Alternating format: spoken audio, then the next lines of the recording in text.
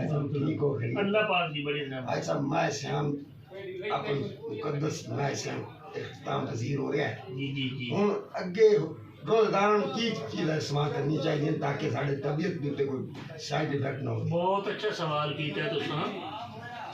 اصل چیز یہ ہے کہ مائے شام دے وچ نا اساں ترتیب نال چیز کھاندے پیندے ہیں. مثلا سحری افطاری اپنے ٹائم دے وچ پھر مخصوص حساب دا کھادا پیتا اودے وچ باقی یہ چیزاں تو بندہ بچ جاندا ہے. ہوں سانوں یہ چاہیے کہ مائے سیام مائے غفران مائے مقدس اپنے اختتام میں پہنچ رہا ہے. جہاں اج پتہ نہیں آخری دن نہیں یا کل کا روزہ ہو سی یہ تو واللہ عالم اللہ ہی جانتا ہے. لیکن سانوں یہ چاہیے کہ اساں جڑی ہے تیز چیزاں مسالے دار پکوڑے سموسے یا دیگر چیزیں پرہیز کریے جنہاں تو پرہیز کرنا چاہیے. پھر یہ نال سانوں نا پانی کثرت نال استعمال کرنا چاہیے. سانوں بالکل تھوڑی مقدار دے وچ غذا کھانی چاہیے کیونکہ ساڈا میدا اگے تک ایک روٹین دے مطابق اپنے ٹائمنگ تے کھانا کھانا. اس واسطے سانوں ایک تو اپنی غذا دے وچ فروٹ دا استعمال کرنا چاہیے جہدے وچ مثلاً کھیرا ہو گیا خربوزہ ہو گیا پانی ہو گیا کچی پکی لسی ہو گئی. یہ چیزاں جہڑیاں نا یہ سارے واسطے تاکہ سارے گردے جہے نا وہ اپنا کام کریں پانی کی سنبھال کثرت ہوئے تو اس کا احساس اپنے کھاون کی مقدار بنائیے تاکہ ساری طبیعت کا کوئی اثر نہ ہوئے. کہ اللہ پاک خیر وافیت نال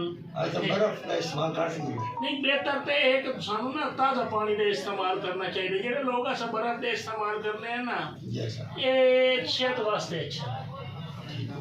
سانوں جہاں ہے نا گھڑے کا پانی اگر اساں خالص گھڑے کا برتن استعمال کرنے ہیں نا وہ کچھ ٹوٹے پیس جڑے گھڑے کے ٹوٹے ہونے کو پا لئیے نا کہ وہ ساری جگر کی گرمی کو ختم کر دیتا ہے. بات نصیبی ساری یہ ہے کہ جس معاشرے کے اثر آنے جس حکیم ڈاکٹر کو گئے انہیں لے پیسے تو سانو بھیج دیتا. پھر سارے مریض جڑے ہوتے ہیں انہوں نے اللہ ہدایت ہے وہ سوال بھی نہیں کرتے پیسے کھانا کی ہے تو دسنا کی ہے. وہ دونوں بندے دونوں گھر نہ اپنے مفاد کے چلے جاتے ہیں جی وجہ تو سارے نقصان ہوتے ہیں. تو میری قارئین نے یہ گزارش ہے کہ مزید ویڈیو ویکھن واسطے میرا یوٹیوب چینل ہے جہاں کہ سارے تھوڑا ہے میں تو تھوڑی خدمت واسطے بنایا پہ تاکہ تمہیں وہ فائدہ ہوئے.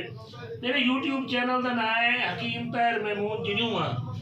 اس چینل نو لائک بھی کرو سبسکرائب بھی کرو اور اپنے دوستوں بھی بھیجو کیونکہ ہر روز اصل ڈیلی کی بنیاد تے فروٹس تے مختلف چیزوں تے ویڈیو بنانے ہیں. ہوں میں سیام گزر گیا ہوں الحمدللہ سبزیاں تے دیگر چیزیں تے بڑی ہیں. کہ سارے بھائیوں نے ریکویسٹ ہے کہ سارے چینل کو لائک ہی کرو سبسکرائب ہی کرو. بہت شکریہ جی تھوڑا اللہ پاک خوش رکھے.